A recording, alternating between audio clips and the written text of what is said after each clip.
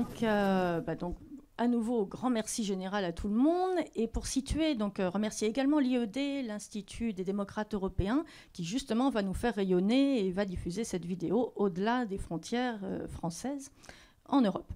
Et je peux vous présenter les intervenants dans un tout petit instant. Juste donc préciser qu'on va parler de culture, et comme c'est évidemment très large et très vaste comme notion, on a pris un angle d'attaque. On va parler justement de la question de la désinformation et on va s'interroger sur la façon dont la culture, les politiques culturelles au niveau local notamment, peuvent constituer une arme de résistance contre ce relativisme ambiant, ce marasme quelquefois, voire ces risques de complotisme que peuvent générer certains réseaux sociaux sans tomber justement dans une critique systématique de ces outils qui peuvent également être tout à fait utiles, on va le voir.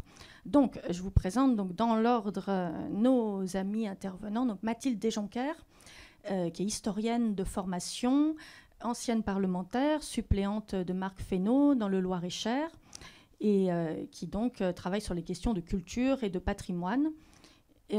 Frédéric, donc, qu'on ne présente plus, qui est donc président du MoDem 59, conseiller régional, conseiller métropolitain et maire adjoint à la culture et au patrimoine de Roubaix.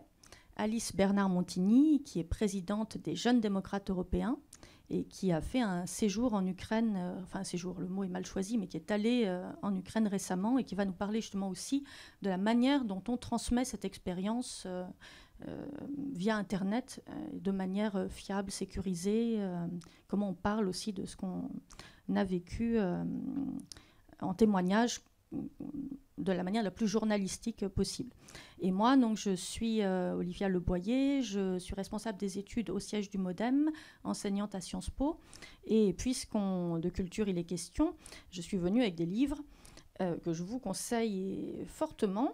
Le premier, donc, c'est un ouvrage qui vient de paraître tout juste cette semaine sur la post-vérité aux presses universitaires de Rennes et qui est un ouvrage collectif qui est vraiment très intéressant parce qu'il aborde sous un angle géopolitique, mais pas que, toutes les questions justement liées à la construction des fake news, à la manière dont elles peuvent altérer la formation de l'opinion, à la façon finalement dont elles peuvent agir de manière insidieuse, puisqu'on a l'impression que le vrai et le faux sont des notions discernables, mais parfois justement certaines fake news contiennent un peu de vrai pour qu'elle soit plus crédible. Donc si une partie de la fausse information générée est vraie, les personnes sont plus enclines à croire à la totalité de la fausse information. Donc cet ouvrage montre que finalement on est tous plus ou moins guettés potentiellement par le risque parfois de croire à une fake news ou de ne pas vraiment vérifier une information, et que le fact-checking, la vérification des informations,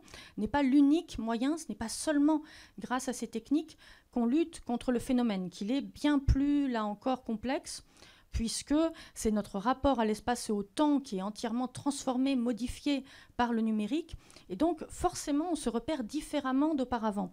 Donc, l'ouvrage, notamment, contient un chapitre très intéressant sur les méthodes de la Russie, la stratégie de la Russie dans la guerre en Ukraine, dans la construction, justement, des fausses informations vis-à-vis de la population russe, avec, bien sûr, galvaniser la fibre patriotique, mais surtout construire des contre-récits en disant que ce sont les Ukrainiens qui ont attaqué les premiers, en disant que le mouvement Maïdan était nazi, en instillant comme ça des informations fausses de manière intentionnelle afin d'avoir une influence considérable et de générer un sentiment national puissant.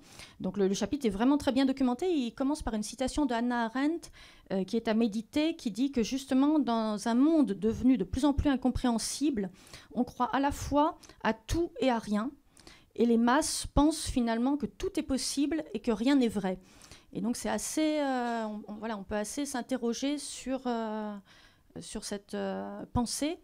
Et c'est vrai que quels sont nos garants, quels sont nos socles dans une époque très troublée. On le voit avec le discours de Donald Trump, avec les outrances dont il est familiers, coutumiers, et également le discours d'Elon Musk qui défend la liberté d'expression absolue, mais qui, sur l'usage de Twitter, peut être tout à fait là aussi complexe, voire contradictoire. La manière dont les mots sont retournés, dont les mots perdent leur sens quelquefois, comme le discours de J.D. Vance à Munich aussi, hein, où là aussi on a défense de la liberté d'expression, mais de quelle liberté d'expression parle-t-on ? Quel concept dit-on ? Donc voilà, comment nous, à notre échelle de citoyens, est-ce qu'on peut avoir la vigilance, l'esprit critique pour comprendre à quel moment il faut douter de quelque chose ou comment justement une notion, voilà, comment ne pas tout prendre pour argent comptant. C'est un peu ce qu'on va essayer de voir ensemble. Alors bien sûr, la culture, c'est pas l'unique solution face à un phénomène qui est vraiment polymorphe, qui est vraiment mondialisé, qui est très complexe, qui touche à nos manières d'être, nos manières de nous comporter. Mais on va voir quand même qu'on va être optimiste et que grâce à des élus locaux justement conscients, vigilants et pleins d'initiatives, on peut dès l'école, dès le jeune âge, commencer à développer par l'éducation, bien sûr, mais là encore, l'éducation, c'est pas seulement de la pédagogie appliquée, c'est aussi l'éveil aux arts, à la beauté, à des choses, voilà, ce qui fait sens. Et donc Mathilde, dans un premier temps, puis Frédéric vont développer toutes les initiatives très concrètes, très incarnées, parfois liées justement aussi à des initiatives européennes qu'ils ont pu mettre en œuvre sur leur territoire, donc dans le Loiret pour commencer, et puis à Roubaix ensuite. Et bien sûr, à n'importe quel moment, vous êtes libre d'intervenir pour compléter, parler d'une autre expérience ou réagir sur ce qu'on aura dit. Le temps de questions donc, peut être en même temps déjà que nos interventions, et puis ensuite, bien sûr, on prendra toutes les questions de la salle par la même occasion. Donc Mathilde, je te laisse me dire comment tu vois cette culture comme résistance et préciser donc, que Mathilde co-anime, comme l'a dit Frédéric, le village Art et Culture avec Enguerrand Le Goethe au Modem et a donc produit déjà des notes de réflexion qui sont issues de rencontres régulières entre les membres de ce groupe. Et donc voilà, donc, le groupe a déjà collectivement, parce que l'intelligence collective, c'est pour ça qu'on est là. On pense jamais bien tout seul, c'est quand on est ensemble, regroupés, en physique encore mieux, qu'on produit le plus d'idées. Merci Olivia. C'est bon. Merci Olivia pour l'introduction. Bonjour à toutes et à tous. Merci encore pour l'accueil et puis pour l'invitation. C'est très sympa d'être parmi vous. Et la ville de Roubaix, que je ne connaissais pas du tout, je la découvre. Il y a des très beaux bâtiments que j'ai pu apercevoir. En tout cas, pour parler de ce sujet, c'est vrai que c'est un sujet qui est extrêmement important. Il est capital. Alors, c'est vraiment mon point de vue que je vais vous délivrer, mais je trouve qu'il est capital parce que derrière, la culture, c'est quelque chose qui fait qu'on fait ciment. C'est le ciment de la société. C'est comme ça qu'on fait la cohésion. C'est comme ça qu'on donne une cohésion à une société. Et si on n'a pas le aller vers grâce à la culture, si on retire tout ça, en fait, on délite notre société. On n'arrive pas à faire société. Et aujourd'hui, à l'heure actuelle, où l'explosion des canaux numériques sont extrêmement importants, on le vit tous dans notre quotidien. Les informations arrivent absolument partout, à tout niveau, que ce soit effectivement les médias qui tissent leur toile sur le web, que ce soit les réseaux sociaux et autres. Et pour autant, ça crée une horizontalité qui est très bien, qui a des points positifs, parce qu'on a tout à portée de main. Mais la seule chose, en revanche, c'est qu'on en a tellement. C'est comment est-ce qu'on arrive à les canaliser, comment est-ce qu'on arrive à sortir de temps en temps la tête de notre seau de toutes les informations qu'on peut avoir, et à quel moment est-ce qu'on peut aussi prendre une place en termes d'esprit critique aussi. Voilà. Et effectivement, je développe tout mon argumentaire. Voilà, ou...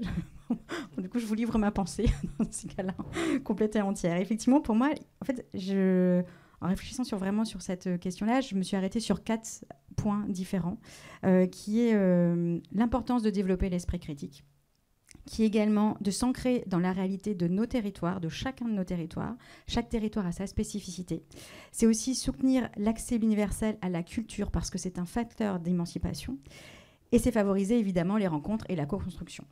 Une fois que je vous ai dit ça, sur ces 4 points-là, en fait, je vais vous présenter à chaque fois 4 exemples différents sur lesquels j'ai travaillé effectivement, soit en tant qu'élue locale, soit en tant qu'ancienne directrice des affaires culturelles. Sur le côté, l'importance de développer l'esprit critique. c'est la base aujourd'hui effectivement des problématiques qu'on rencontre avec l'information, la désinformation, les fake news, etc. La culture, elle a véritablement ce rôle fondamental qui n'est pas d'apprendre à penser, mais d'apprendre véritablement à penser par soi-même, en fait. C'est le côté toute l'indépendance d'esprit. Et elle va développer, évidemment, l'esprit critique, l'analyse, le fait de douter aussi sur les informations qu'on va nous donner, la capacité à croiser les sources et autres.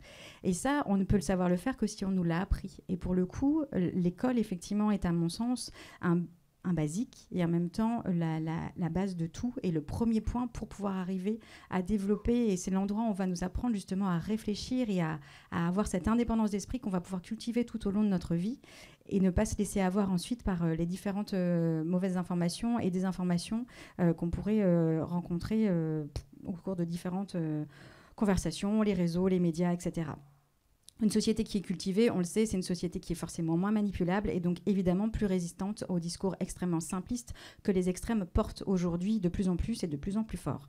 On avait employé dans notre titre aussi la culture comme une arme. Enfin, c'était le titre de notre conférence d'aujourd'hui, de notre débat d'aujourd'hui. La culture est cette arme, en fait, contre la désinformation. Alors, je m'étais dit, une arme. Enfin, la sémantique est quand même guerrière et assez forte. Et en même temps, comme on est potentiellement quand même un point de bascule sur cette société par rapport à toutes les désinformations qu'il y a aujourd'hui, qui est véhiculée. Tu as parlé de l'Ukraine, Olivia, mais il y a aussi tout ce qui se passe aux États-Unis, tout ce qu'on peut voir et autres. Quand on parle aussi, alors souvent c'est l'exemple que je prends, mais les platistes, ça paraît complètement saugrenu aujourd'hui de penser qu'il y a des gens encore qui pensent que la Terre est plate. Et bien si, en fait, on voit le pourcentage augmenter d'année en année. Alors les derniers chiffres que j'ai vérifiés pour la France, c'est quasiment 10%. C'est moins qu'aux États-Unis. Mais c'est le chiffre aujourd'hui. Non, c'est pas beaucoup. Mais en fait, le 10% n'est peut-être pas beaucoup, mais ça fait quand même... Ah oui, d'accord, ok. J'ai compris que vous disiez que c'était pas beaucoup. C'est pour ça. Je me disais oui. Oui, c'est ça.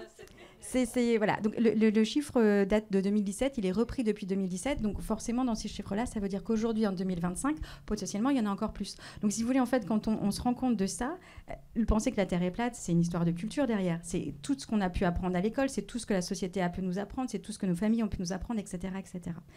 Donc effectivement, oui, on peut parler aujourd'hui de la culture est une arme, véritablement une arme qui sert au discernement.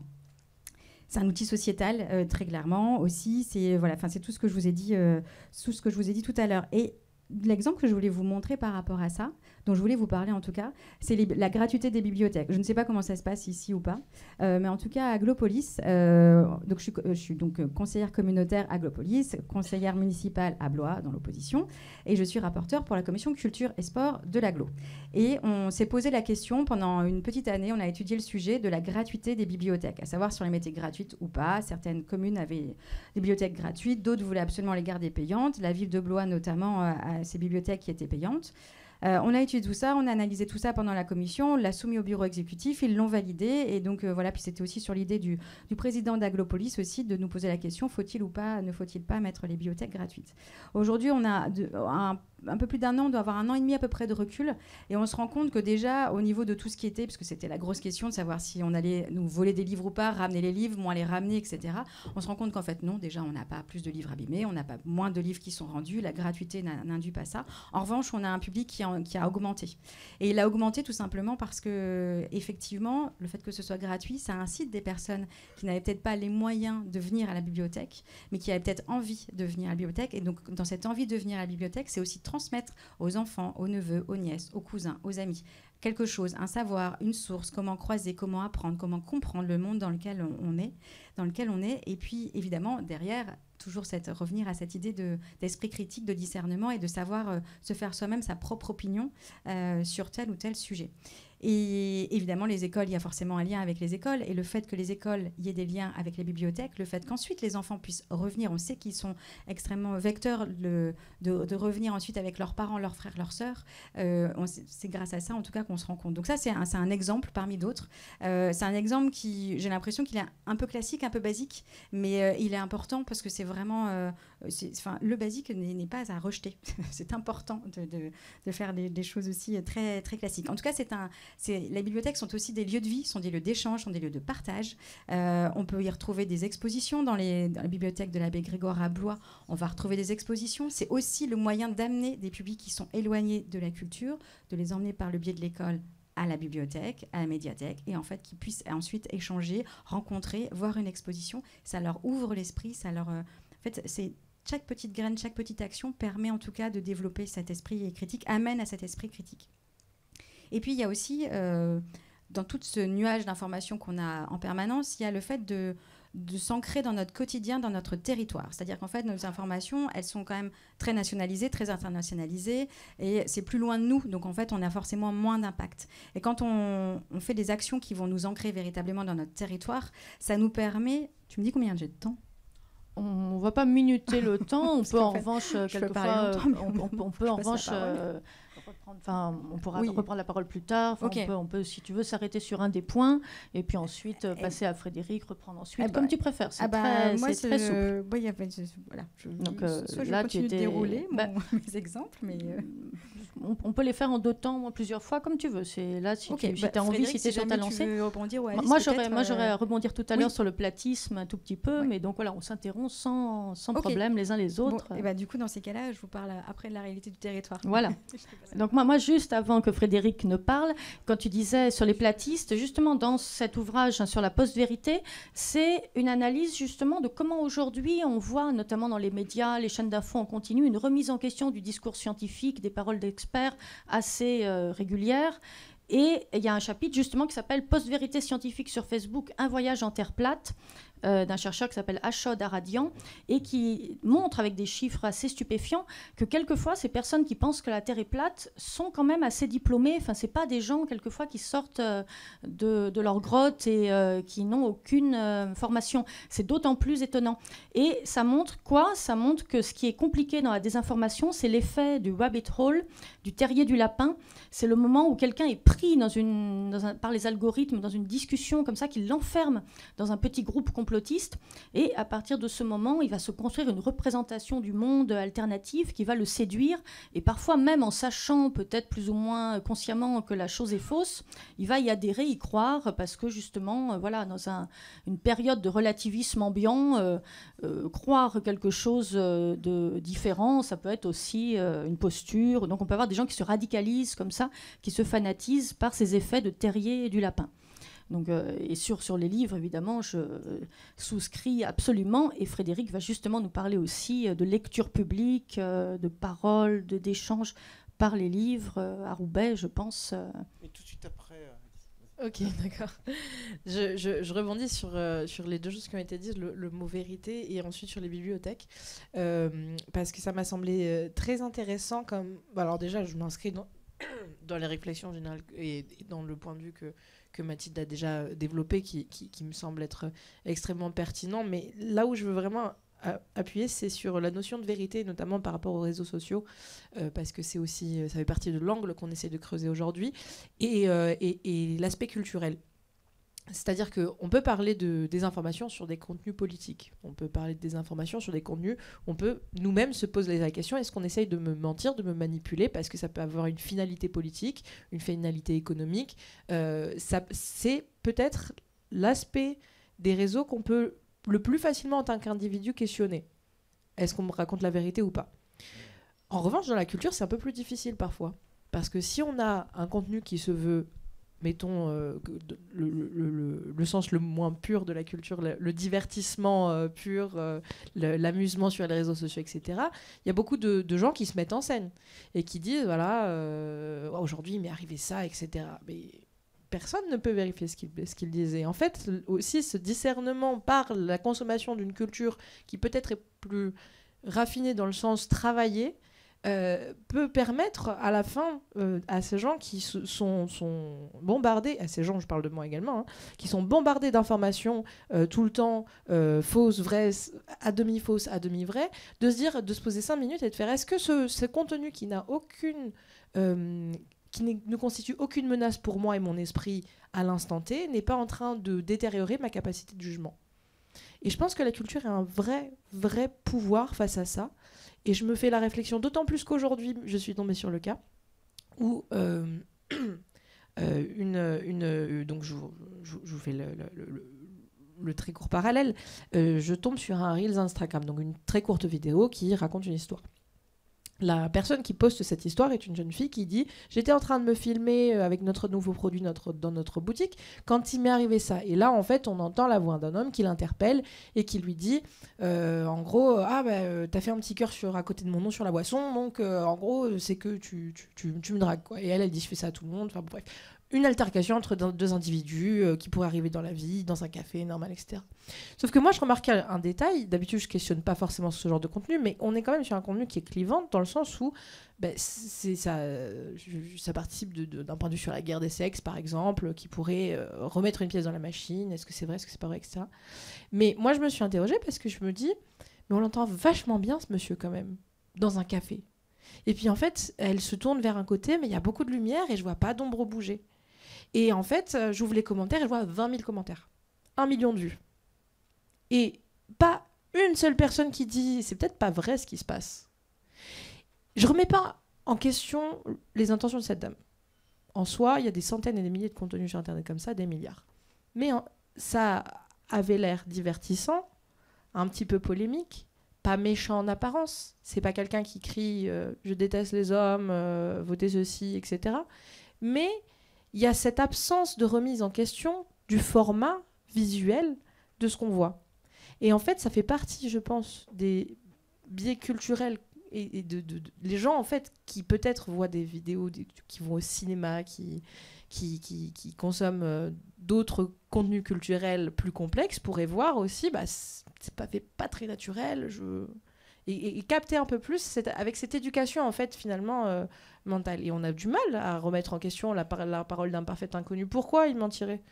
Et après, voilà, ça c'est encore une autre question. Donc, cette question de la vérité, et je la remets sur un plan politique et pas juste sur cet exemple, je la trouve hyper intéressante aussi parce qu'on sait très bien aujourd'hui que tout ce qui est Fermatrol en Russie, et partout dans le monde d'ailleurs, parce que c'est pas les seuls à le faire, qui est tout de ce production de contenu qui se veut agitateur, peut être parfois agitateur dans les deux camps. C'est-à-dire, il va y avoir des trolls qui disent des choses pro-européennes et puis qui se répondent entre trolls. Et en fait, il y a des humains qui voient ça et qui font « Ah oui, je suis d'accord avec lui, etc. » C'est juste d'une grande mise en scène. Et donc, le but étant à la fin de questionner la vérité et de dire est-ce que la vérité... que les gens ne croient plus en fait en ce qu'ils voient, ne croient plus. Et après, ce monde virtuel se transpose dans le monde réel. Et c'est là qu'est le vrai problème. Et donc, je rebondis sur cette question de la vérité pour aller sur les bibliothèques en disant que c'est un constat extrêmement précieux que de voir que les gens viennent dans des espaces physiques pour se rencontrer, parler culture, lire moi j'ai toujours adoré les bibliothèques. Ma grand-mère m'a m'y amenée et je lisais des livres de fantasy. C'était pas des lectures très intelligentes, hein. Mais c'est là-bas que j'ai eu le goût de lire assez tôt parce que j'ai commencé par du part très intelligent et après je savais lire du intelligent au moment où ça commençait à m'intéresser. Et en fait, c'est parce que la bibliothèque, elle était gratuite, elle était juste à côté de la maison. Il y en avait plein, je suis niçoise, donc il y en avait plein à Nice, en l'occurrence. Et remettre en question le concept de bibliothèque me semble complètement fou. Mais en même temps, ça a un coût. Ça demande une volonté. Et donc, ces espaces qui n'existent plus de débat physique apaisé, et là, c'est pour ça que j'en reviens à la bibliothèque, c'est de dire que quand on a un humain en face de nous, on est aussi vachement plus apaisé dans la réponse à laquelle on envoie quand on est dans un débat. Et c'est pour ça que la culture et ces espaces, créer cet espace de discussion, parce qu'un théâtre peut être juste après la séance, un cinéma aussi juste après la séance ou avant, un café-débat, livre, lecture, etc. En fait, ces espaces physiques qui tendent à se raréfier sont créés par la culture et par le fait de la diffuser.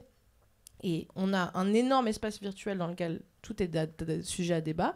Et en fait, on se rend compte que quand on est physique, on est quand même vachement plus détente parce qu'il y a un être humain face à nous et puis on n'a pas non plus envie de se prendre un pain à la fin de la journée.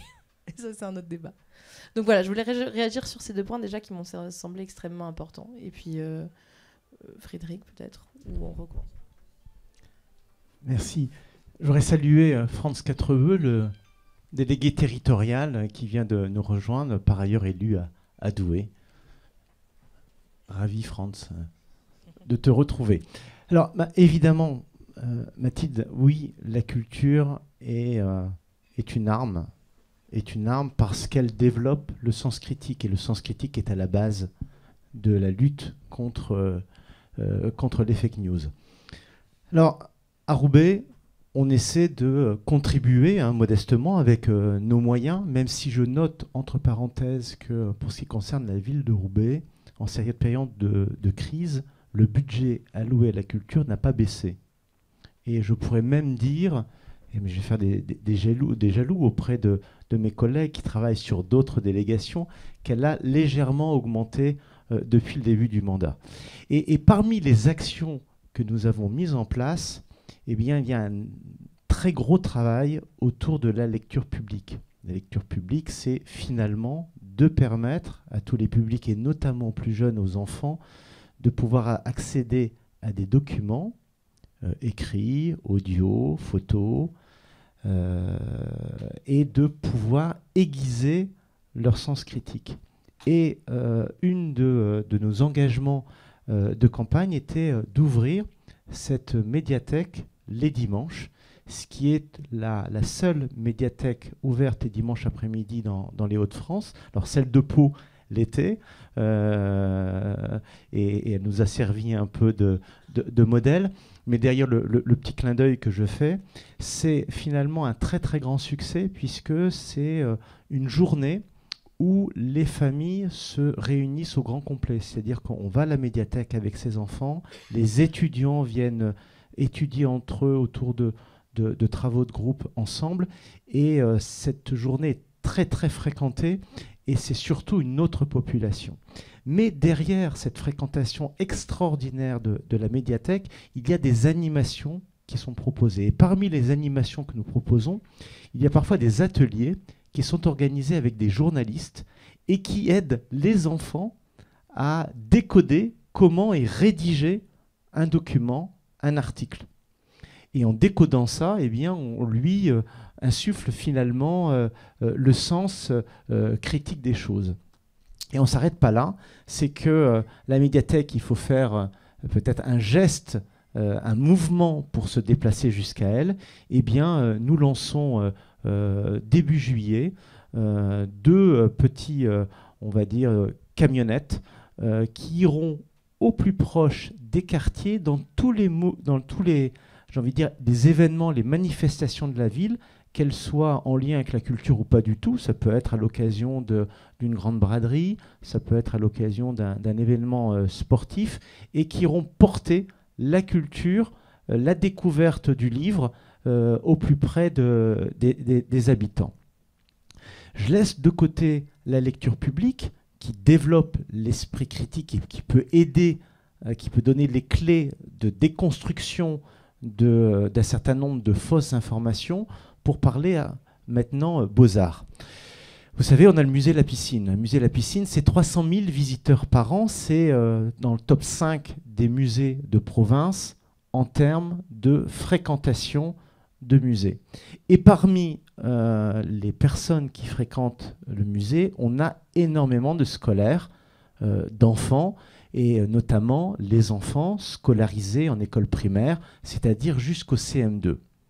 Et pour nous, une visite d'un musée, c'est pas simplement déambuler le nez en l'air dans une salle de beaux-arts ou d'art appliqué, puisque notre musée a la particularité d'exposer les beaux-arts, mais également les arts décoratifs et les arts appliqués.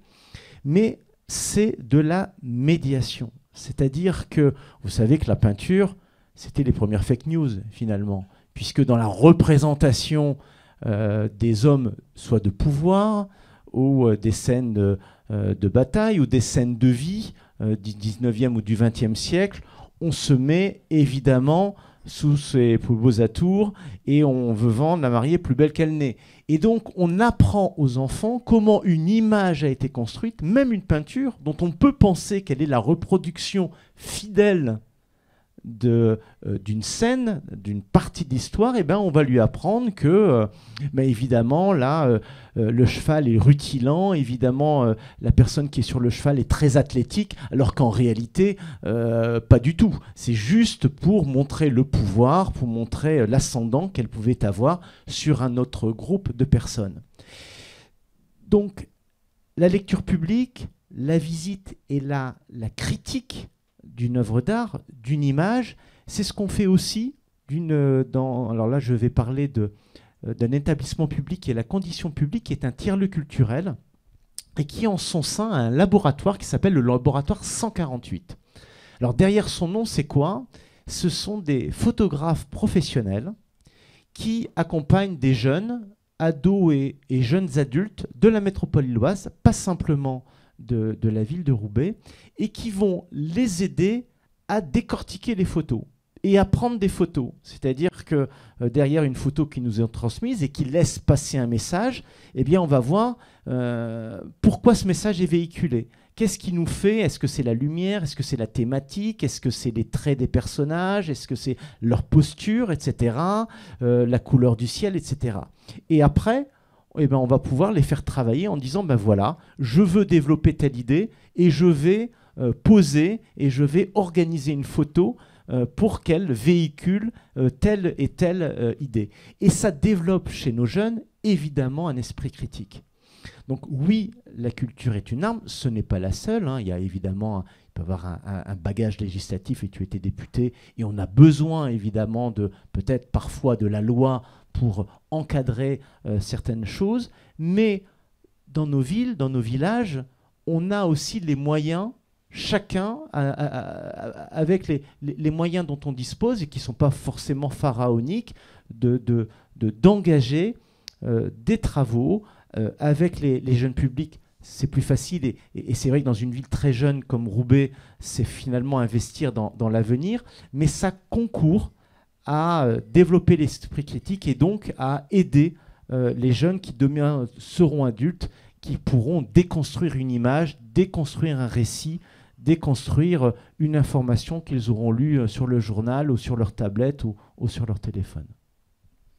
Merci beaucoup, Frédéric. C'est passionnant et tu as tout à fait raison de rappeler à quel point un livre, c'est certes un objet dont on tourne les pages, mais que c'est avant tout l'oralité, que c'est une voix, que c'est justement un style, une musique, et donc que ça se transmet également par la voix, et que cette lecture publique, c'est vraiment une manière de toucher directement les personnes, de véhiculer une émotion très directement. Donc un livre, ça parle et ça s'écoute tout autant que cela se regarde. Donc les livres audio, à cet égard, ne sont pas quelque chose d'inférieur à un livre, pour les personnes en plus qui souffrent de troubles de la vue, tout ce qui peut justement permettre d'approcher la parole, d'approcher la voix, ça a une utilité. Sur la question de la vérité, alors effectivement, cette idée d'une approche du musée comme assez ludique en plus, interactive, où on expérimente l'espace, où on enquête quasiment pour décrypter le sens d'une œuvre. On a vu récemment le succès du roman Les yeux de Mona, là, écrit par un conservateur de musée, qui permettait justement un petit peu de donner à voir de manière un peu grand public cette façon de lire un tableau, de le transmettre. Alors ça avait un petit côté un petit peu didactique, mais c'était bien fait sur la manière dont les œuvres étaient analysées. Et puis, donc justement, la notion de vérité aussi, s'en méfier peut-être un petit peu. Je pense que Mathilde, tu pourras nous dire quelques mots là-dessus.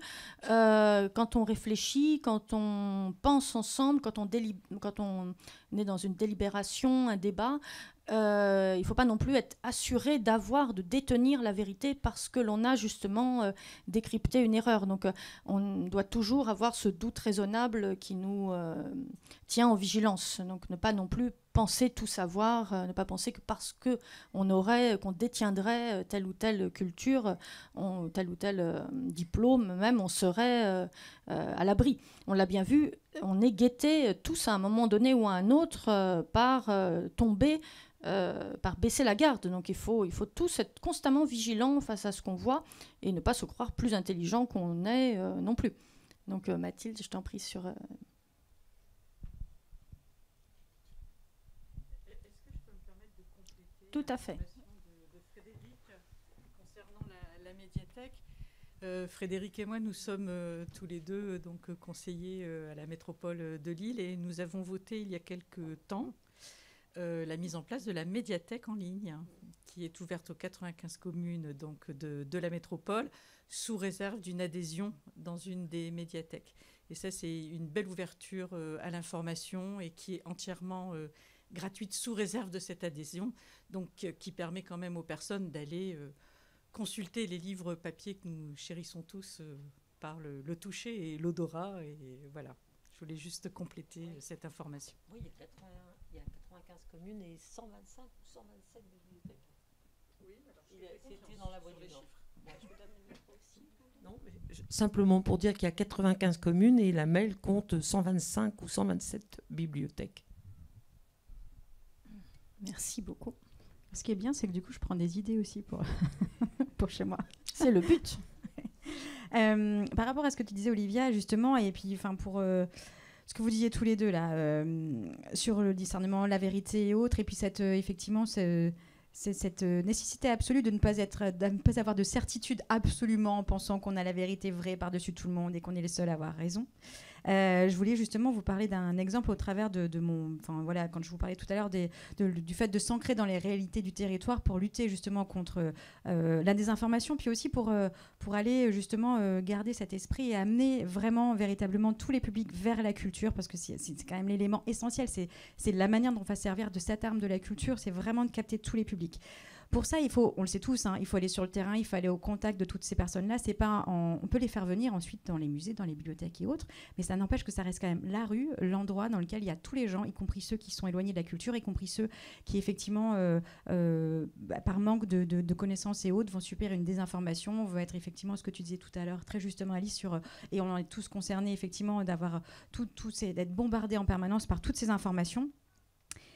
La culture locale, elle permet de recontextualiser systématiquement une information. Les informations qu'on a, elles viennent surtout du national et de l'international. Et en fait, on est tellement décontextualisé justement que ça nous en paraît très loin. Et c'est comme ça qu'on peut effectivement se fourvoyer sur telle et telle chose. Le fait de recontextualiser, ça redonne un ancrage véritablement local, territorial. Et ça permet du coup d'en parler mieux, plus facilement. Ça donne des habitudes aux enfants parce que on voit ça chez nous. Enfin, c'est comme l'histoire de la poubelle, en fait, qui est un des sujets principaux quand on est élu municipaux. On en entend beaucoup parler. Bah oui, mais c'est le quotidien des gens, en fait. Et c'est vrai que le fait de parler du quotidien des gens, y compris dans la culture, ça permet justement de les ancrer sur un territoire et de les amener à penser à autre chose. Et sur le sujet justement des certitudes et de la vérité et autres, alors c'est pas qu'une question de vérité, mais c'est vraiment sur un positionnement d'une certitude. C'est une anecdote dont je voulais vous faire part. À Blois, il y a le festival BD Boom qui est toujours extrêmement très sympathique et qui est super, qui est au mois de novembre. Et donc on a un grand escalier qui s'appelle l'escalier Denis Papin, qui je sais pas combien de marches, enfin bref, qui surplombe toute la Loire, voilà, qui est très beau. Et régulièrement, il est déshabillé et réhabillé par des différentes illustrations. Il y a une année, c'était au moment du festival BD Boom, il y a eu Walt Disney, en fait, donc c'était Mickey et Minnie, il me semble. En tout cas, il y avait Mickey, ça c'est sûr, qui était sur ces marches-là. Voilà. Et je me rappelle avoir eu un échange, notamment avec une conseillère régionale, Parti socialiste, je précise, justement sur ça. Et donc moi je trouvais ça super en fait, parce que justement c'était le fait d'aller chercher tout le monde par une image extrêmement populaire qui est Mickey, pour ensuite les attirer vers le festival BD Boom, et ensuite derrière il y a le musée de la BD et autres. Et donc en fait c'était vraiment de rentrer par quelque chose, une image extrêmement populaire, voilà, un objet effectivement, pas quasiment du quotidien, mais enfin bon, quasiment. Alors oui, derrière, c'est vrai, oui, il y a Euro Disney, il y a tout le business à l'américaine, etc. Mais ça n'empêche que derrière, c'est l'image de Walt Disney, et derrière, vous pouvez tirer plein de fils sur l'histoire. Vous pouvez parler de 1936 et des congés payés. Vous pouvez parler de la collaboration pendant la Seconde Guerre mondiale, de la résistance. Vous pouvez tirer plein de fils à travers l'image de Mickey et derrière de Walt Disney. Vous pouvez aussi véhiculer différentes phrases, différentes philosophies que Walt Disney avait. Moi, il y en a une que j'aime beaucoup qui est « si vous pouvez le rêver, c'est que vous pouvez le faire ». Donc vous pouvez tirer plein de choses derrière. Et en fait, le fait d'entendre effectivement cette conseillère régionale est en plus de ça, enfin voilà, qui est vraiment une des locales de l'étape, m'expliquer par A plus B qu'en fait tout ça c'était rien, c'était pas de la culture, ça servait à rien. Maintenant je suis désolée en fait, Mickey, c'est de la culture populaire et derrière il y a plein de choses. Et c'est extrêmement important et c'est effectivement cette certitude-là, le fait de savoir, cette espèce de mépris de dire, tout à l'heure Alice t'a dit, je faisais pas des lectures intelligentes. Pour moi il n'y a pas de lecture intelligente et pas intelligente, c'est toutes des lectures. C'est grâce à cette lecture-là que tu qualifies toi pas d'intelligente, mais pourtant elles sont intelligentes parce qu'elles t'ont amené à donner le goût de la lecture et donc d'aller chercher, voilà. Et c'est toujours ce fameux aller vers et ce fameux ciment de la société. Et si on n'a pas ça véritablement, c'est beaucoup plus compliqué d'embarquer ensuite des citoyens, des habitants à faire société tous ensemble. Et puis c'est plus facile ensuite parce qu'effectivement notre cerveau reptilien a plutôt tendance à aller vers le négatif, instinct de survie, etc. Et puis à entendre là aussi à aller vers la facilité de toutes ces histoires, de tout ce que peuvent nous remonter, que ce soit aussi bien d'ailleurs côté religieux ou côté politique, du côté extrême en fait. Voilà. Tout à fait. Tu as tout à fait raison, Mathilde, de souligner qu'il ne faut pas mettre une ligne de fracture entre culture populaire et ce qui serait une haute culture. Ça n'a pas de sens. Mickey, en plus, c'est tout à fait... c'est très, très bien. Mais on peut évidemment commencer à lire par le Club des Cinq, par la Comtesse de Ségur, par Jules Verne. Ce qui compte, c'est que le déclic se produise et qu'il y ait cet imaginaire qui s'éveille. Et ensuite, évidemment, on chemine, on découvre et on peut parfois être déçu, parfois tomber amoureux d'un livre. Évidemment, on fait des rencontres, c'est comme dans la vie. Donc il ne faut pas surprotéger les enfants en ne voulant leur donner que certaines choses. Le monde extérieur est justement vaste et divers, et plus on lit de choses, et la BD n'est pas du tout un sous-genre justement du livre. C'est aussi quelque chose de tout à fait... C'est comme dans la musique, on peut aimer la musique classique, le rap, la chanson populaire. Enfin, voilà, il y a vraiment, je crois, cette ouverture qui fait qu'on ne peut pas rester retranché. Alors on peut aussi avoir des goûts, des dégoûts épidermiques. Ça, on peut très bien être imperméable à tel ou tel art ou ne pas se sentir ému par telle ou telle chose. Mais en tout cas, plus on connaît, plus on expérimente, plus on voit, plus on écoute, et plus on est curieux, et justement, plus on peut ensuite échanger. Et c'est bien cela, cette idée de transmission, d'échange, qui fait qu'on apprend. Et ça, je pense, Frédéric, tu peux peut-être développer aussi là-dessus, mais qu'on est tous d'accord. Évidemment, il ne faut pas avoir honte d'aimer le divertissement. Le divertissement, c'est pas sale. Ça permet de s'évader. Et s'évader, ça fait du bien. Et j'en veux pour preuve, on a un théâtre qui s'appelle le Colisée. Et souvent, avec le directeur, on dit qu'on fait du divertissement de qualité. Et c'est le théâtre de France où le taux de remplissage est le plus élevé, où le nombre d'abonnés est le plus élevé. Et chaque année, on bat un record de fréquentation. Voilà, enfin, faut absolument pas avoir cette peur-là. En revanche, il faut viser l'excellence. Lorsque à des enfants, des ados, on leur fait découvrir la musique à travers la musique utilisée dans les publicités, c'est une façon de partir de leur vécu, de ce qu'ils connaissent, et de les amener vers autre chose ensuite. Et pourtant, quand on dit, voilà, on va étudier quelques notes de musique, quelques sons que vous entendez à la radio ou à la télé, on va dire, mais attendez, mais c'est pas de la culture, ça. Si, c'est le premier pas qui peut accéder, c'est une partie de la culture aussi. Et faut pas avoir cette distinction-là. Il faut être éclectique et ouvert dans son approche de la culture, me semble-t-il. Oui, il y a une question dans la salle.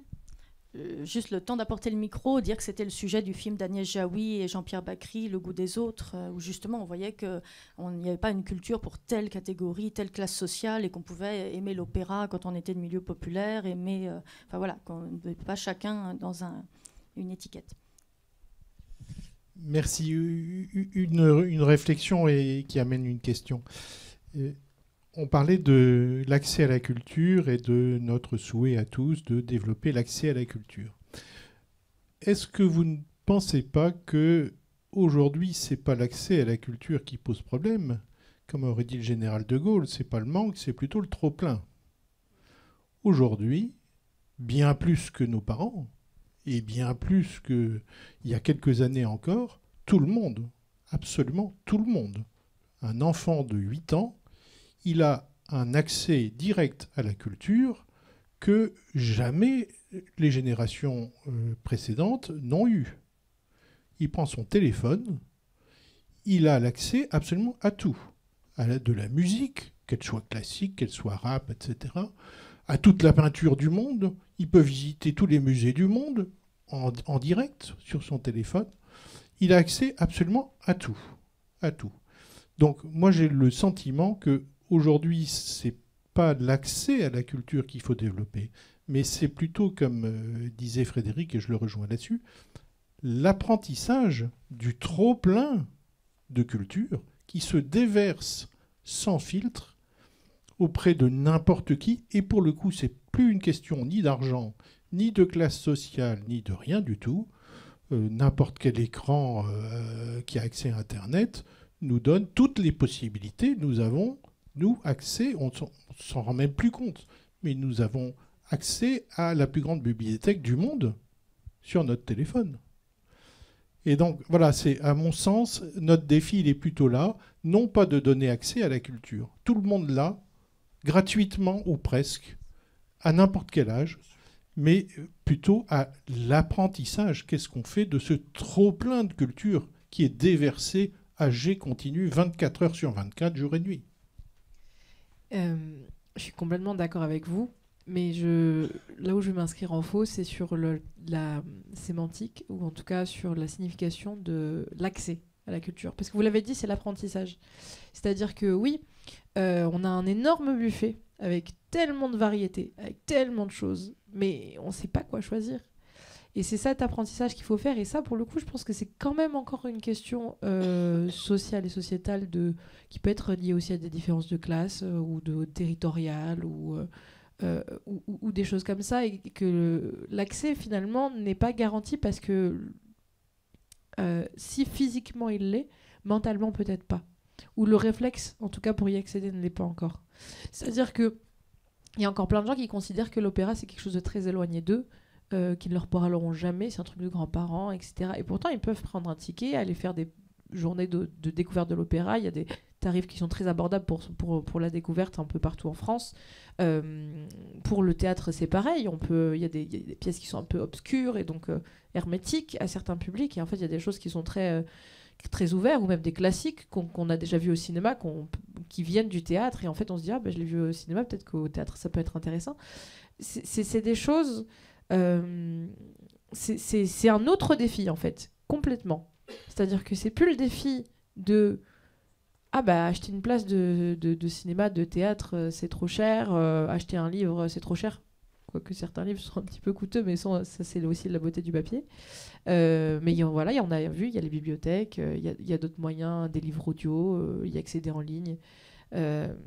Donc oui, l'accès en lui-même paraît effacé, mais il y a toujours la barrière psychologique qui représente cet accès psychologique ou d'éducation, à se dire que, en fait, qu'est-ce que je vais faire ce dimanche ? Plutôt que regarder une série, j'ai envie de sortir de chez moi et d'aller au musée.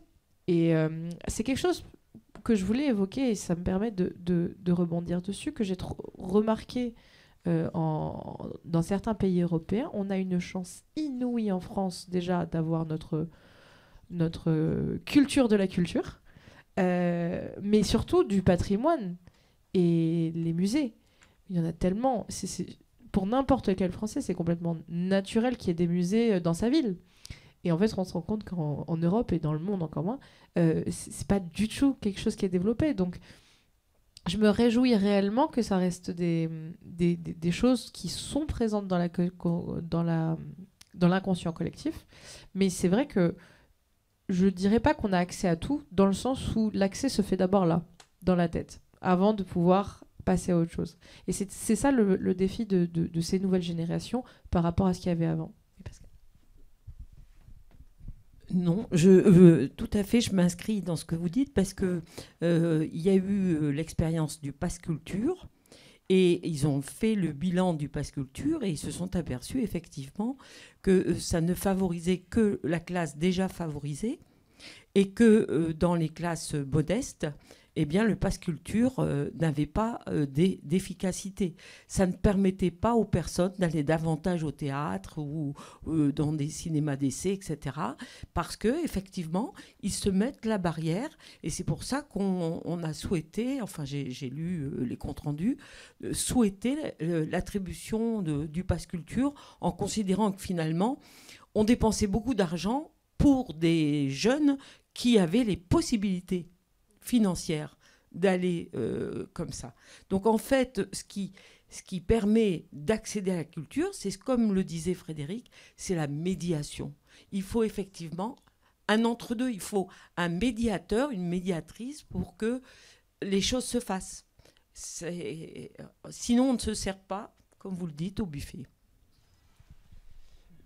Je voulais, avant de donner la parole à Malika, je voulais simplement dire qu'on est en train de, avec la direction de la culture de la ville, on est en train de mener une réflexion, avec les habitants, c'est de voir quels sont les freins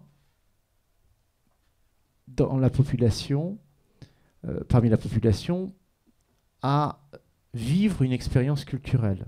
En étant plus clair, je dirais, voilà, vous auriez envie d'aller au musée, vous auriez envie d'aller à un spectacle et vous n'y allez pas. Pour quelles raisons? Quels peuvent être les freins? Parce qu'il faut aussi accepter que des gens ne soient pas du tout intéressés par la culture. Enfin, je veux dire, c'est pas une obligation non plus qui devrait s'imposer comme une forme d'évidence. En revanche, moi, comme élu à la culture, ce qui me gêne, ce serait quelqu'un qui me dise « j'ai envie, mais je ne peux pas ». Donc, si je ne peux pas, quels sont les freins? Alors, on s'aperçoit que pour certaines femmes, le soir, sortir seules lorsqu'elles sont seules et qu'elles n'ont pas de moyens de transport, aller à un lieu culturel et revenir chez elles, et surtout revenir, quand elles sont seules, alors parfois elles sont avec des copines ou avec des amis, etc. Évidemment, ça change tout. Mais quand je suis seule, ça peut être un frein. Et donc, on est en train d'intégrer cette réflexion-là en disant, voilà, on entend ça, quelles peuvent être la réponse d'une collectivité? Peut-être c'est de mettre en réseau ces personnes pour organiser un ramassage, comme il y a des ramassages scolaires, des ramassages culturels, et de raccompagner le soir ces personnes chez elles.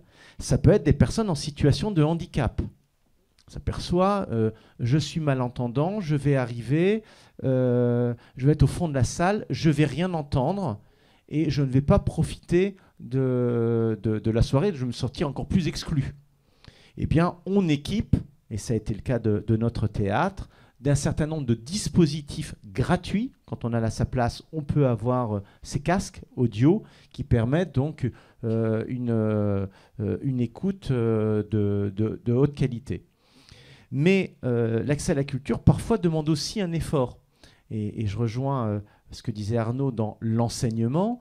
Évidemment, pour apprécier de la poésie, ben peut-être déjà faut-il savoir écrire et s'exprimer convenablement. Donc c'est aussi un apprentissage.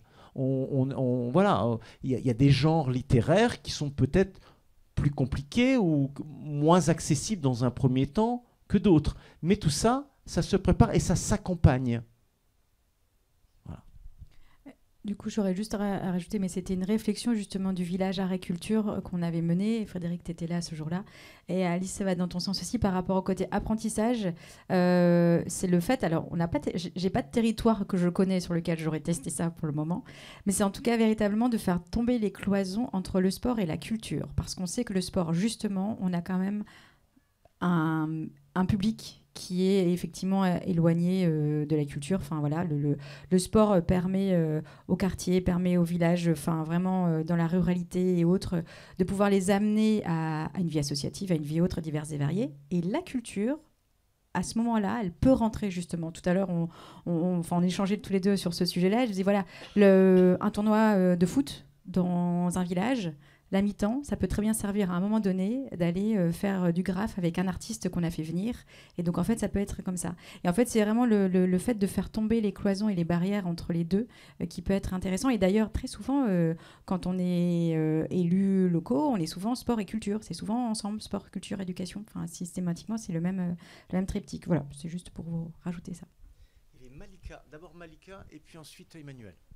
Alors, oui, j'y vais. Alors, levez bien la main, puis peut-être levez-vous aussi pour qu'on vous voit mieux à l'écran quand vous prenez. Oh, bah oui, non, juste une réflexion. Là, on parle de culture. En fait, on se réfère les uns et les autres à des modes de culture assez traditionnels. Et en fait, dans notre rapport au contenu, puisqu'on utilise ce mot aujourd'hui, on s'est quand même laissé déborder par les réseaux sociaux, les supports modernes, qui ne sont absolument pas régulés. Vous ne rentrez pas dans une salle de cinéma ou dans une bibliothèque, vous ne prenez pas n'importe quel livre. Il y a un choix qui est fait, il y a une attention qui est portée au public, aux jeunes enfants. Notre grande difficulté, c'est qu'en fait, comme le disait Arnaud, le flux des contenus, il n'y a absolument pas de régulation. On arrive là petitement, grâce à la législation européenne, à ce que ça s'améliore. Mais comment peut-on se repérer dans les familles, pour les parents, quand sur YouTube, on voit des vidéos passer, on ne sait pas si elle est de qualité finalement. On ne sait pas, on n'a aucun indicateur, on n'a aucun indice. On voit un truc sur TikTok, on ne sait pas, comme vous l'évoquiez, cette vidéo que vous voyez, on ne sait pas si c'est vrai, on ne sait pas si c'est faux. Et c'est vraiment une différence fondamentale avec nos contenus culturels traditionnels, où on a toujours été un peu orientés, balisés, on nous montrait le chemin.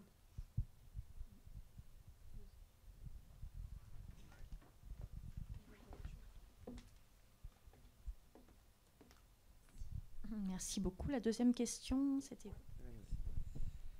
Oui, on a beaucoup parlé de l'accès à la culture en tant que consommateur de culture. C'était la métaphore du buffet, on ne sait pas quoi choisir, etc.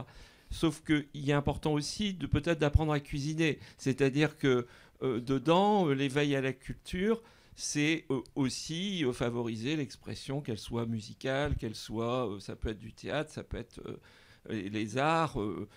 pas forcément, tout le monde n'en fera pas nécessairement sa vocation. Néanmoins, il est important de ne pas séparer les deux parce que je pense que ça favorise les bonnes pratiques et le fait que je ne suis pas justement que le consommateur du buffet et je peux me... Et donc, comment favoriser aussi les artistes de demain, si on peut dire, puisque là, dans l'éducation, c'est important aussi de détecter des talents culturels. Qu'en pensez-vous ?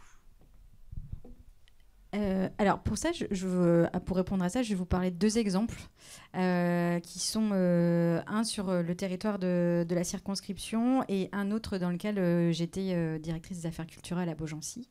C'est l'association, pour répondre déjà, c'est le côté associatif, c'est-à-dire qu'effectivement, devenir acteur aussi de la culture, l'outil en main, je ne sais pas si vous connaissez ou pas comme association, voilà, et qui est une association extraordinaire qui fait énormément de choses. C'est ça. Et donc en fait, ça permet... Alors, c'est de la culture. Alors, on a dit que c'est la culture, on l'a pris dans le sens le plus large possible. Hein. Mais ça permet en tout cas de faire venir aux jeunes et aux enfants, de les faire venir aux métiers artisanaux. Et derrière, il y a toute une histoire, il y a toute une transmission, il y a tout un savoir-faire, il y a toute une histoire d'un pays, évidemment, des traditions, etc. etc. Et ça leur permet justement qu'on soit acteurs. En fait, ils font les deux. Ça vient, eux, ils vont consommer, mais en fait, ils sont acteurs eux-mêmes de leur propre création. Et ils sont accompagnés avec des anciens artisans et tout ça. Et puis l'autre exemple dont je voulais vous parler pour répondre à ça, c'est justement, alors là, on y revient au côté implication et nécessité de l'implication des mairies et des agglos ou des communautés de communes. Sont les résidences d'artistes. Quand j'étais directrice des affaires culturelles à Beaugency, j'avais entre autres la gestion du théâtre Le Puy-Manu, et dans lequel on faisait venir pas mal de résidences d'artistes. Et on travaillait systématiquement les liens justement avec les écoles, les collèges, les lycées, les jeunes, les associations. Ce qui leur permettait en fait d'être acteurs aussi de la culture et de rentrer et de découvrir différemment et en fait finalement de participer différemment à la vie culturelle et de découvrir aussi l'envers du décor. Alors évidemment derrière, un jour on va peut-être en retrouver certains comédiens, musiciens, et puis simplement, on en retrouvera d'autres aussi, présidents d'une association, et puis derrière les métiers, etc., etc. Donc ça leur permet justement, enfin pour moi en tout cas, c'est les exemples que je connais et qui je trouve fonctionnent bien dans cette manière de, vous avez tout à fait à juste titre, de dire que c'est bien d'apprendre à cuisiner, parce que manger buffet c'est bien, mais savoir le cuisiner c'est pas mal aussi, et ça permet véritablement là de les faire rentrer, de faire rentrer tout un public, toute une population véritablement comme acteurs de la culture.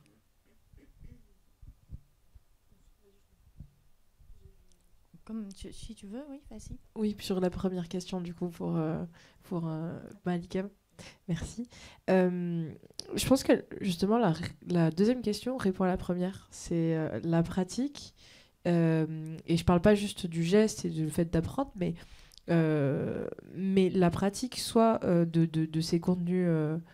je vois deux manières pour résoudre, entre guillemets, en tout cas contribuer à résoudre cette question du trop-plein et d'identifier la qualité. C'est donc avoir les codes, savoir faire, donc reconnaître chez l'autre ce qui est bien fait, pas bien fait, un peu comme un sportif amateur qui n'est pas au niveau du sportif qu'il voit sur le terrain, mais par contre qui comprend ce qui est en train de se passer.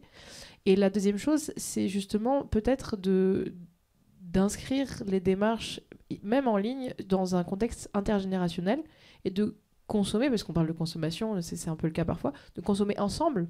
C'est assez marrant de voir que justement les générations qui sont nées avec d'abord les programmes télé puis le début d'Internet, qui grandissent, qui commencent à être des parents, parfois laissent des commentaires en ligne et disent « Ah ben voilà, moi j'ai vu ça avec mes enfants, c'est eux qui m'ont fait découvrir, maintenant je regarde tout seul. » Et en fait, il y a ce sens-là, mais il peut y avoir l'autre sens aussi. Pourquoi Arte est si plébiscité aussi par la jeunesse, c'est peut-être pas ceux qui le regardent le plus, mais en attendant, tout le monde sait ce que c'est Arte, parce qu'en fait, ça a été époussé, évidemment, par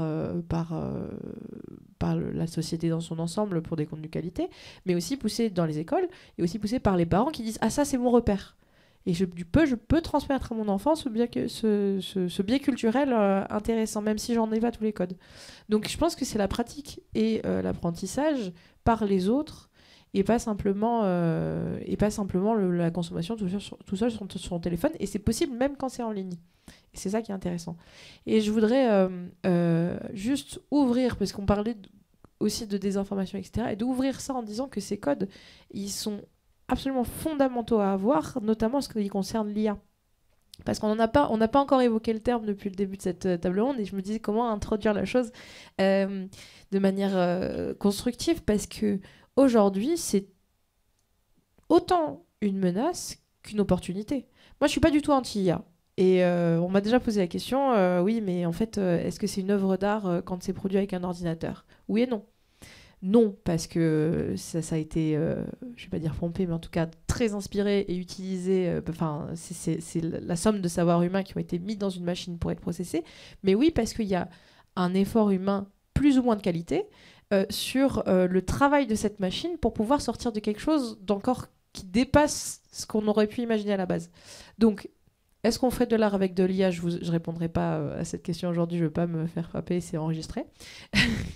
Mais au-delà de ça, je pense que c'est une opportunité de se dire, bon, on est menacé par une technologie qu'on ne comprend pas, alors comprenons-la en tant que société et en tant qu'humain, pour pouvoir en faire une opportunité et peut-être l'utiliser pour dire, peux-tu m'aider à comprendre ce qui est de qualité ? Pas de juger ce qui est de qualité dans ce contenu culturel ou pas, parce que ça, c'est pas la machine de le faire.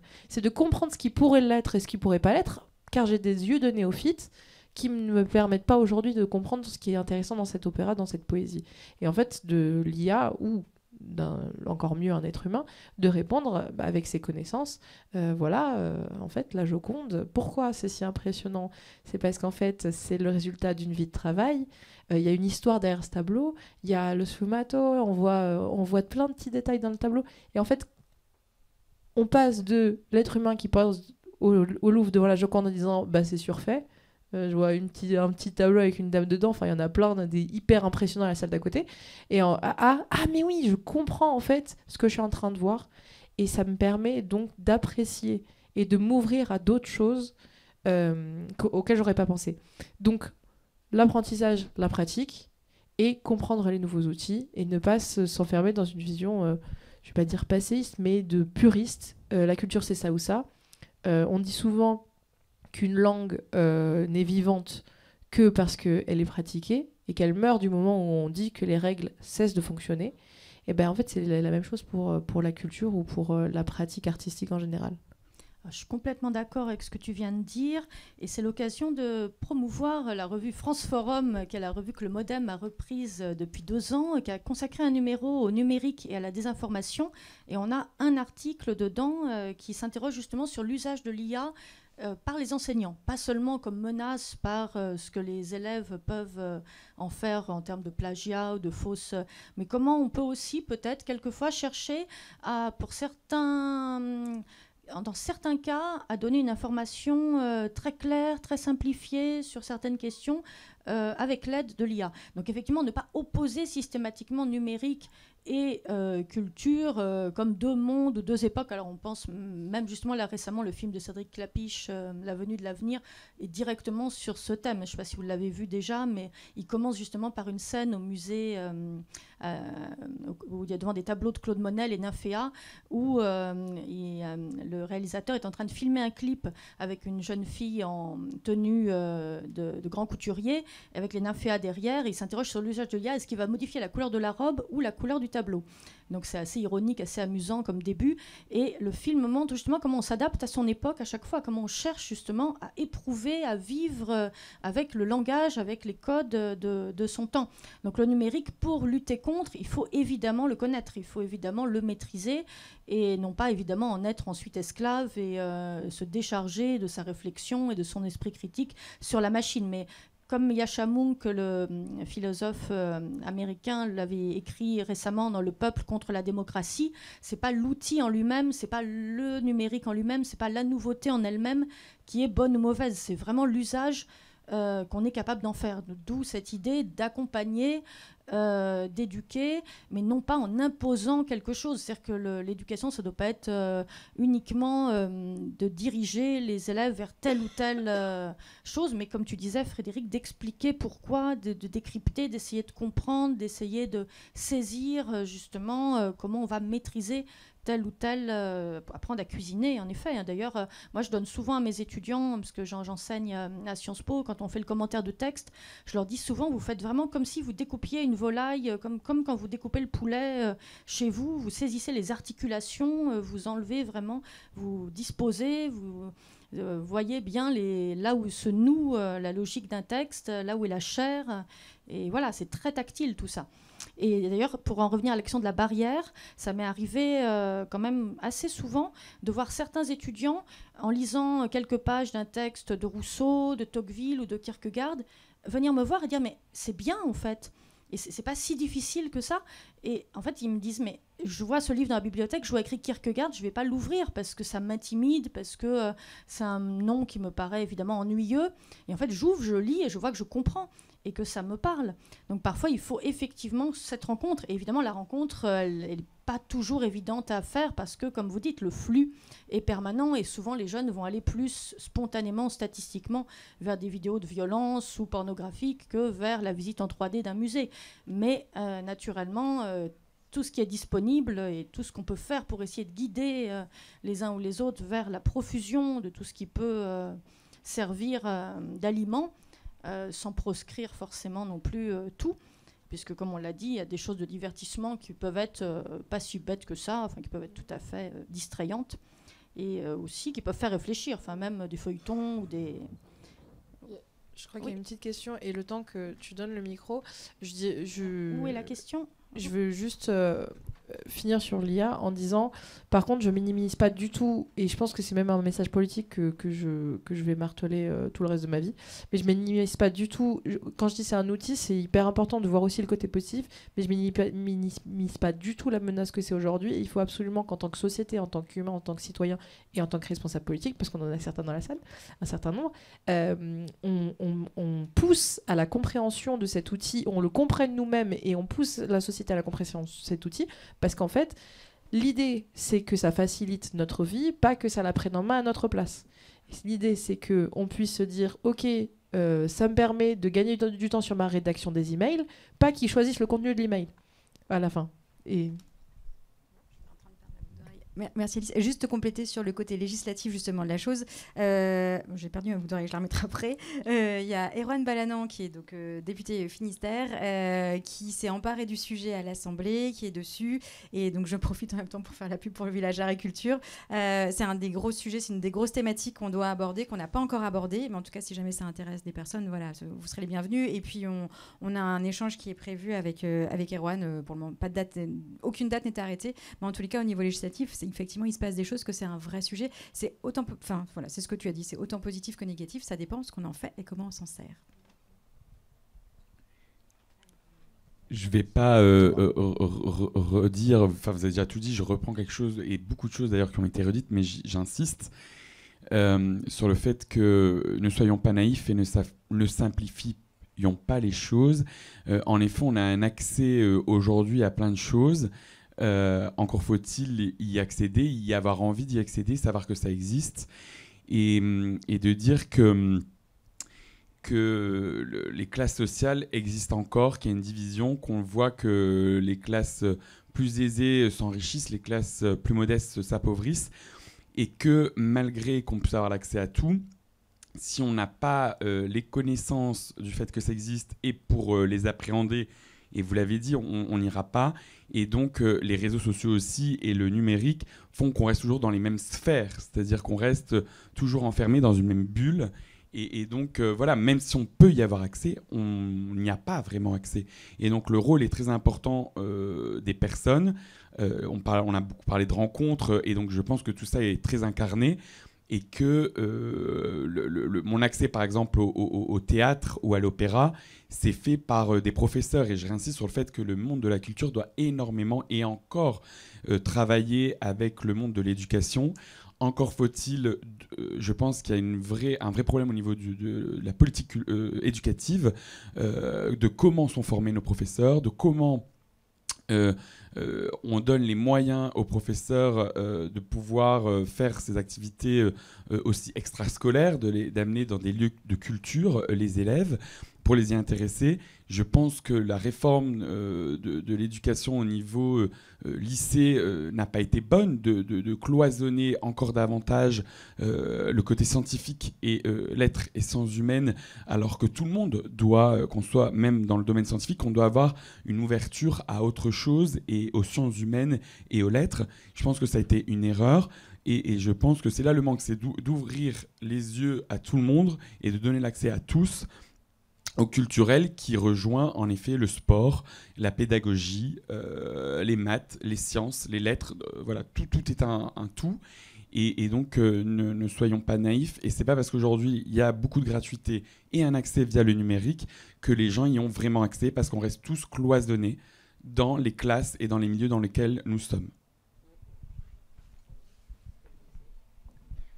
Je peux poser une question. Répondez peut-être d'abord. Moi, j'ai une question et puis une réflexion. Lille a été capitale européenne de la culture en 2004. Il n'y a que deux autres villes françaises qui l'ont été. Il y a eu Paris en 89 et Marseille en 2013. Moi, j'étais à Lyon. Je passais mon bac en 2004 à Lyon, et je me rappelle qu'on parlait beaucoup de Lille avec beaucoup d'envie. Et donc, ça avait été médiatisé à Lyon, en tout cas, la capitale européenne de la culture. Il y avait des gens de Lyon qui allaient passer le week-end à Lille pour profiter des événements.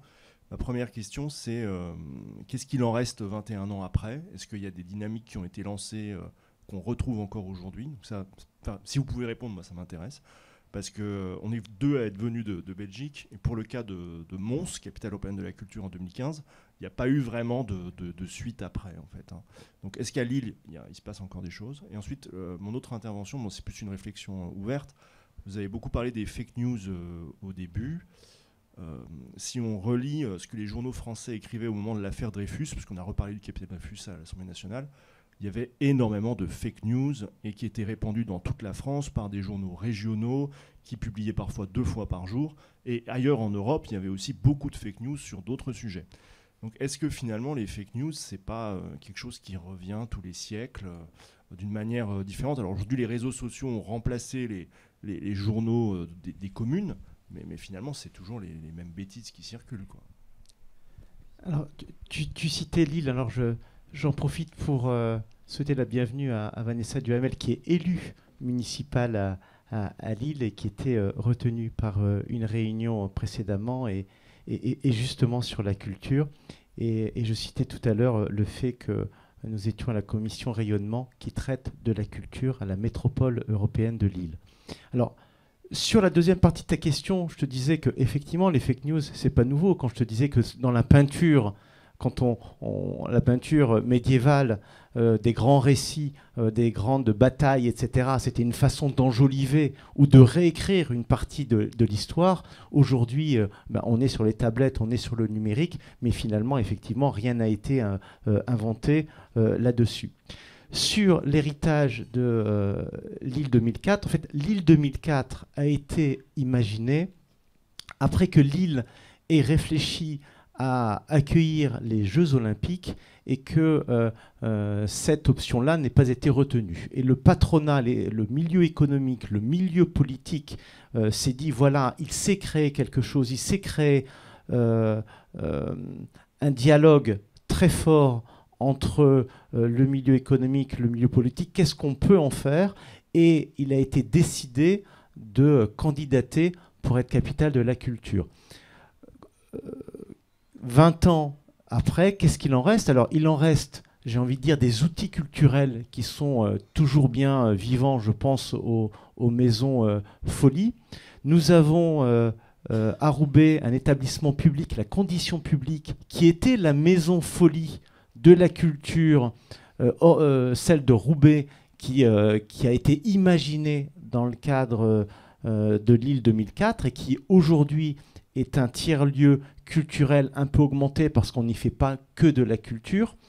Et ça a créé surtout une dynamique qui a été utilisée par la mairie de Lille à travers les festivités de l'île 3000. Alors aujourd'hui, il y a ceux qui s'inscrivent en faux, ceux qui vont critiquer, ceux qui veulent remettre en cause cette programmation, mais en tout cas, elle a été un accélérateur d'un certain nombre de projets culturels sur la métropole lilloise, à Lille, mais pas qu'à Lille, hein, à Roubaix, à Tourcoing, etc. Et on va dire que toutes les structures culturelles, en tout cas, en ont bénéficié à un moment donné, même si aujourd'hui, la programmation Lille 3000 peut-être est en train de peut-être connaître une forme d'essoufflement. Même si on est dans une pleine saison culturelle et qui a été lancée il y a quelques semaines.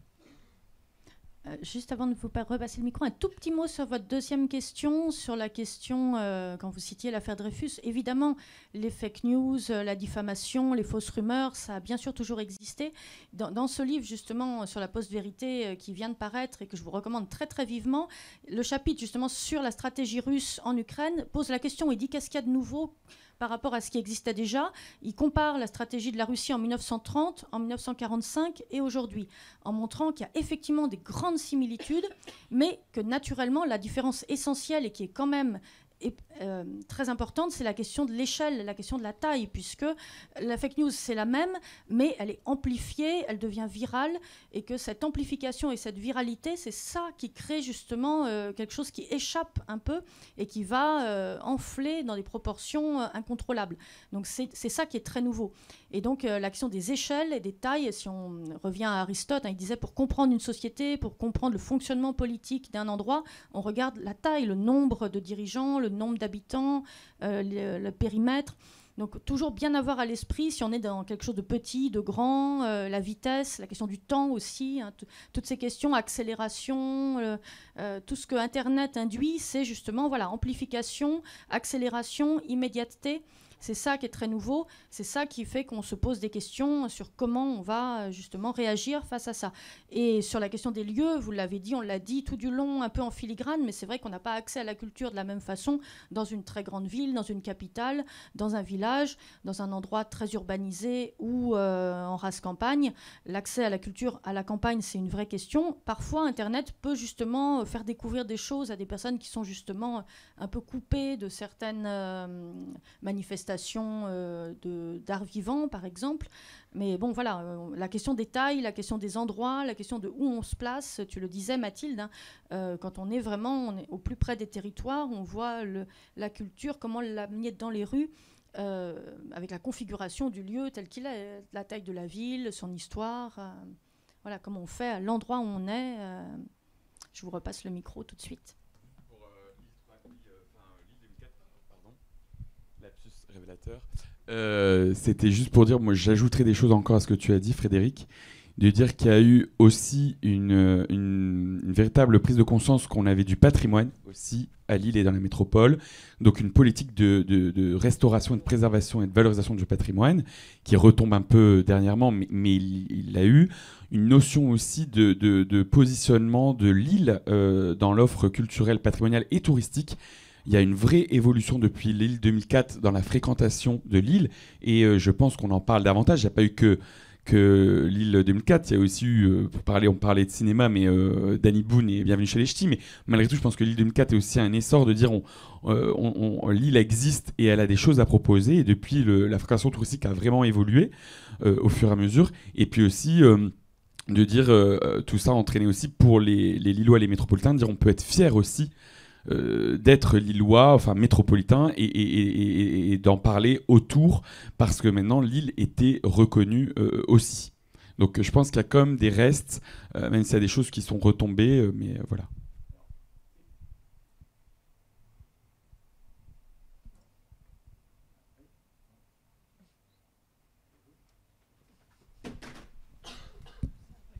Allô, voilà.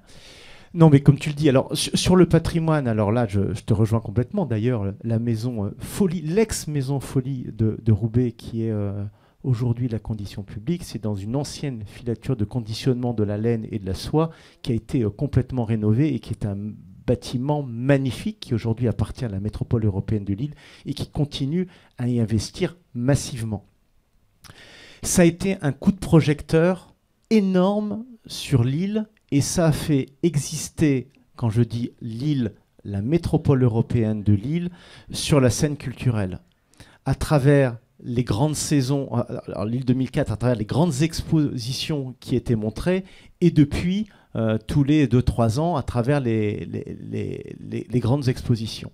Et l'habilité sur le sujet, c'est que très rapidement, il a été... toutes les villes de la métropole européenne de Lille ont été associées à cette dynamique de Lille 3000 de façon à ce que chaque village, jusqu'au plus petit village de la métropole européenne de Lille, vous savez, pour ceux qui ne connaissent pas la métropole, mais vous avez évidemment de très très grandes villes et vous avez également de toutes petites villes. Et bien chaque ville est dans la programmation de Lille 3000. Alors après, on peut avoir, et certains en ont, des critiques sur ce festival, et il est sain de se réinterroger et de réinterroger sur cette programmation, mais incontestablement, ça a été un coup d'accélérateur et qui a entraîné donc une vitalité économique à travers le tourisme et à travers l'accueil d'autres événements, d'autres grands congrès à Lille, mais aussi largement à côté. Ça y concourt. D'ailleurs, aujourd'hui, Lille 3000 Lille 3000, la culture, je prends un peu de recul, mais la culture sur la métropole lilloise fait partie d'une signature de la métropole qui intéresse les étudiants qui choisissent Lille comme leur lieu d'études supérieures, parce que c'est vrai qu'il y a peut-être dans notre région, en tout cas sur cette partie du territoire, il y avait clairement des atouts que nous n'avions pas par rapport à d'autres villes un peu plus au sud. Donc oui, évidemment, la culture a été un boom extraordinaire pour les structures culturelles, évidemment, pour l'économie, pour le tourisme, mais également pour l'enseignement supérieur et pour le développement de l'ensemble du territoire. Si je peux compléter juste avec un autre exemple encore sur les capitales européennes de la culture, il y a Bourges en 2028. Et en fait, c'est vrai que dans le centre Val-de-Loire, quand on a su que c'était Bourges, tout le monde d'abord, il y avait un sentiment de fierté vraiment de la région. Et en fait, ça crée un élan. C'est-à-dire qu'en fait, même la pré-préparation, au moment de l'annonce, ça crée un élan et ça crée quelque chose justement par rapport à la culture. Et on revient à tout ce qu'on a dit tout à l'heure depuis le début. Ça permet justement d'aller chercher un public, etc., de faire tomber des barrières, de décloisonner, d'apprendre, etc. Et puis à la fin, la finalité de tout ça, c'est par rapport à notre thématique, c'est bien de construire des esprits libres, indépendants, qui sont capables de discernement et d'esprit critique. Voilà. Donc en tout cas, chez nous, on est hyper contents. Et j'en profite de parler d'Europe, justement, puisque, en l'occurrence, alors juste, finissons sur cette histoire de capitale européenne. Pour Marseille aussi, il y a eu un avant-après. Du coup, moi, je suis une sudiste, je suis niçoise, moitié de ma famille est aussi marseillaise. Avant, on avait une perception, alors je ne sais pas ce qu'il en est jusqu'ici, mais en attendant, même dans le sud, on avait une perception de Marseille d'une très belle ville, très cosmopolite, avec beaucoup de richesses, etc., humaines, de patrimoine, etc. Mais on ne sait pas exactement, à Marseille, qu'est-ce qu'on va faire, quoi. Maintenant, il y a le MUSEM, maintenant, il y a le patrimoine qui est vachement plus... Enfin, beaucoup plus mis en valeur, oui, pardon. Il y a des musées qui sont identifiés sur l'histoire de la ville, depuis les Grecs. Enfin, vraiment, il y a des choses qui existaient, mais sont mises en valeur aujourd'hui. Et je pense qu'il y a un véritable avant-après à Marseille en termes d'intérêt à visiter la ville, ne serait-ce que pour définir ce qui est intéressant à faire là-bas. Parce qu'il y avait des choses déjà, c'est pas ça la question. C'est juste comment est-ce que c'est mis en valeur, comment est-ce que c'est rendu accessible. Et là, on reparle d'accessibilité. Et donc, ça m'amène à l'échelle européenne, que je trouve hyper importante, ne serait-ce que parce que cette histoire de capitale européenne de la culture donne un rayonnement à une ville, à une région et à toute une population et une histoire. Mais aussi, pour parler d'un autre programme qui fonctionne extrêmement bien et dont on rabâche le succès, c'est Erasmus, qui permet, dans toute sa diversité de programmes, parce que c'est pas juste des étudiants, il y a aussi des chercheurs, il y a aussi, j'ai oublié toutes les catégories, mais il y a un certain nombre de publics différents, qui soient jeunes ou adultes, de pouvoir se déplacer. Et oui, il y a les enseignants, il y a tout ce qu'il y a autour de l'éducation, mais il y a même plus loin que l'éducation, qui permet en fait d'aller à l'encontre de l'autre et de casser ces barrières et de se dire qu'on ne se voit pas juste en ligne, on ne consomme pas juste en ligne ou dans un espace qui est immatériel et que finalement on a du mal à appréhender, notre cerveau un peu primitif a du mal à appréhender, mais de se rendre sur place et de créer de véritables liens comme ça avec la culture sur place, en amenant la sienne, en ayant un véritable échange et aussi d'apaiser les échanges. On en revient toujours à cette notion de dialogue. Donc il y a ce programme européen qui est une véritable réussite et sur laquelle on doit tous prendre exemple, mais il a été créé aussi parce qu'il y avait déjà du local, du régional, d'autres choses qui se faisaient à des échelles moindres en taille qui permettent aujourd'hui d'imaginer ça au niveau européen. Et ce qui soulève une autre question, et elle a déjà été évoquée, je ne me rappelle plus exactement par qui, de dire... c'était vous, en l'occurrence, de dire, en fait, il faut juste trouver le moyen d'accéder et de savoir ce qui se passe. Et c'est vrai que les programmes européens Erasmus, c'est très identifié, mais savoir que des chercheurs ou des enseignants peuvent y aller aussi, c'est pas forcément identifié.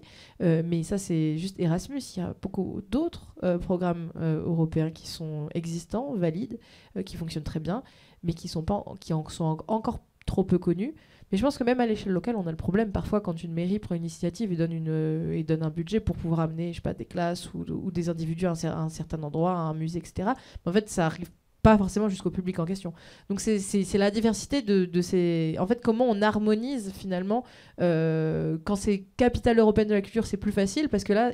ou comme les JO, c'est plus facile parce que là, il y a un projecteur, tout le monde sait de quoi on parle, mais quand c'est à l'échelle locale, régionale ou alors sur le temps long, c'est beaucoup plus difficile à mettre en avant et ça pose une autre question, dont je n'ai pas la réponse. Oui, on va encore prendre une question. Juste, moi, réagir très très rapidement en disant qu'évidemment, la culture, c'est pas un singulier, c'est les cultures, et que la culture ne se nourrit que de la rencontre, et que justement, pour lutter contre les extrémismes, le racisme, tout ce que véhicule notamment l'extrême droite, et dans certains musées, notamment à Paris, que ce soit... Oui, ou l'extrême gauche, mais ici, par exemple à Paris, des initiatives comme le musée de l'immigration ou l'IMA, enfin, on a voilà, des choses très importantes pour lutter aussi contre le racisme, et Paris Noir en ce moment à Pompidou, qui est vraiment une belle exposition aussi.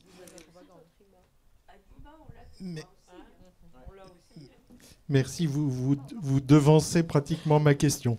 Juste pour rebondir sur ce que vous disiez tout à l'heure, une petite précision par rapport à l'amplification de nos médias actuels de la désinformation qui, évidemment, prend aujourd'hui une tournure mondiale, instantanée. On touche des milliards de personnes en même temps, ce qui est quand même un peu nouveau, ce facteur d'échelle est nouveau. Et je voudrais ajouter en complément qu'en plus, il est addictif.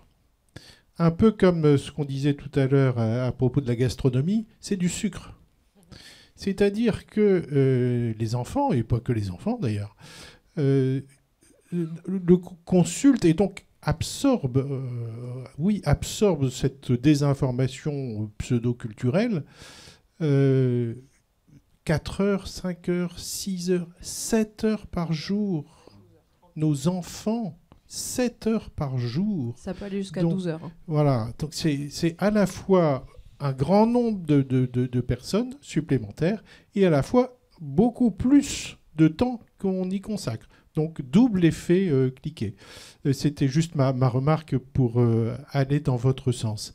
Et puis une deuxième remarque, ou plutôt pour lancer un peu un débat, vous venez de l'aborder, ça tombe très bien, c'est les relations entre la culture, la politique et la désinformation.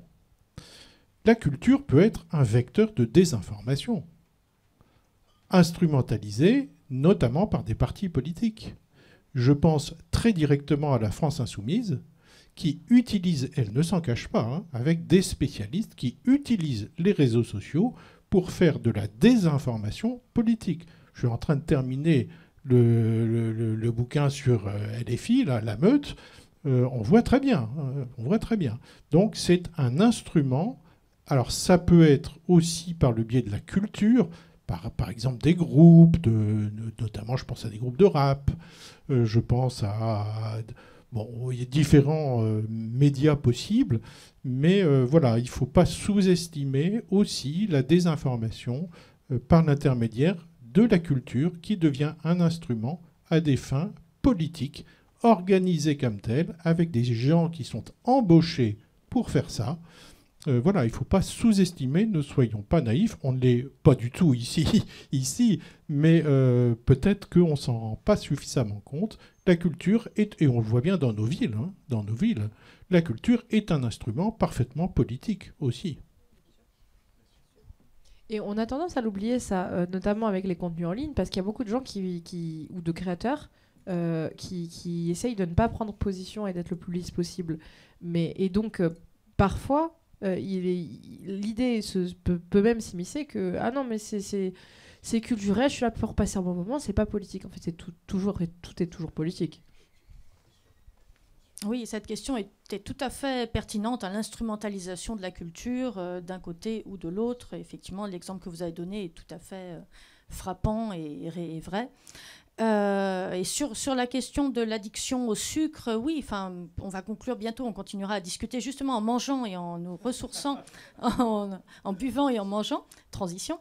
Mais donc justement, on le disait, la question de la santé mentale est abordée en ce moment de manière justement très urgente depuis pas mal de mois, et puis encore plus depuis quelques jours. Le fait d'être enfermé soit dans une bulle d'algorithme, mais chez soi, dans sa chambre, de ne pas rencontrer les autres, d'être en situation d'isolement, effectivement, c'est très nocif. Donc la culture, c'est aussi dehors, sortir, rencontrer, et le sport, évidemment, en fait partie aussi. C'est tout ce qui fait qu'on bouge, qu'on se parle, qu'à nouveau, on est dans du tangible, du concret. naturellement, on ne peut pas juste être enfermé dans une pièce. Voilà, ça, c'est forcément vecteur d'idées noires. Et il y a des études qui montrent que le seul fait, Alain, d'ailleurs, dans les propos sur le bonheur, indique que vous êtes déprimé, allez faire du sport, allez scier du bois, allez bouger, et votre esprit se remettra aussi en marche un peu mieux que... voilà, donc c'est pas bien sûr là encore une solution miracle, mais c'en est une qui permet d'aller vers du mieux.